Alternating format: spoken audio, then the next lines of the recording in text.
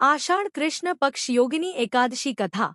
स्वर्गधाम में इंद्र की अलकापुरी नामक नगरी में राजा कुबेर प्रतिदिन शिव की पूजा किया करता था। हिम नाम का एक माली पूजन के लिए उसके यहाँ पुष्प लाया करता था। उसकी विशालाक्षी नाम की अत्यंत सुंदर स्त्री थी। एक दिन वह मानसरोवर से पुष्प तो ले आया, परंतु कामासक्त होने के कारण वह अपनी स्त्री से रमण करने लगा और दोपहर तक पुष्प लेकर राजा के पास नहीं पहुंचा।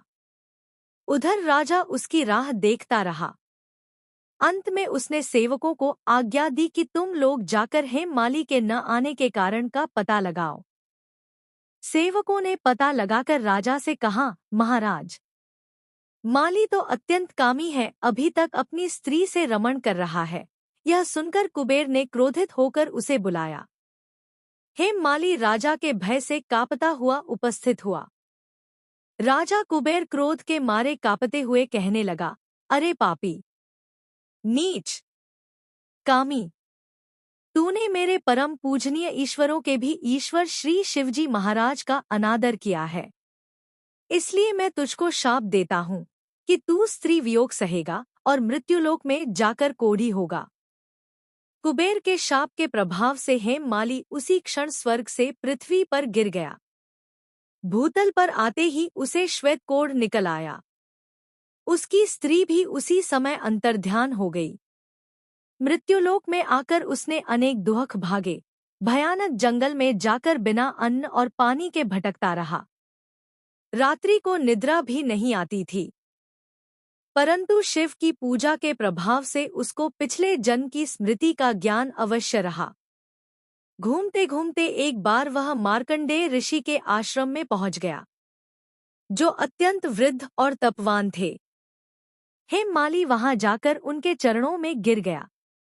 उसको देखकर मार्कंडेय ऋषि बोले, तूने ऐसा कौन सा पाप किया है जिसके प्रभाव से तू कोढ़ी होने का महान दुख भोग रहा है। हेममाली कहने लगा, मैं राजा कुबेर का सेवक हेममाली हूँ।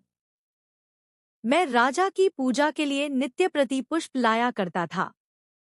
एक दिन मुझे अपनी स्त्री के साथ विहार करते देर हो गई और दोपहर तक पुष्य लेकर नहीं पहुंच सका, तो उन्होंने मुझे शाप दे दिया कि तुझे स्त्री का वियोग होगा और मृत्युलोक में जाकर कोढ़ी बनकर दुख भोगेगा। इस शाप से मैं कोढ़ी होकर अत्यंत दुख भोग रहा हूँ। अतः आप कोई ऐसा उपाय बताएं जिससे मेरा यह दुख दूर हो जाए। इस पर मार्कंडेय ऋषि बोले, तूने मेरे सम्मुख सत्य वचन कहे हैं, इसलिए मैं तेरे उद्धार के लिए एक व्रत बताता हूँ। यदि तू आषाढ़ मास के कृष्ण पक्ष की योगिनी नाम की एकादशी का विधिपूर्वक व्रत करेगा तो तेरे सभी पाप नष्ट हो जाएंगे।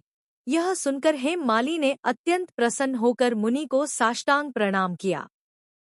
हेममाली ने मुनि के कथनुसार विधिपूर्वक योगिनी एकादशी का व्रत किया और इसके प्रभाव से अपने पुराने स्वरूप में आकर अपनी स्त्री के साथ आनंद पूर्वक रहने लगा।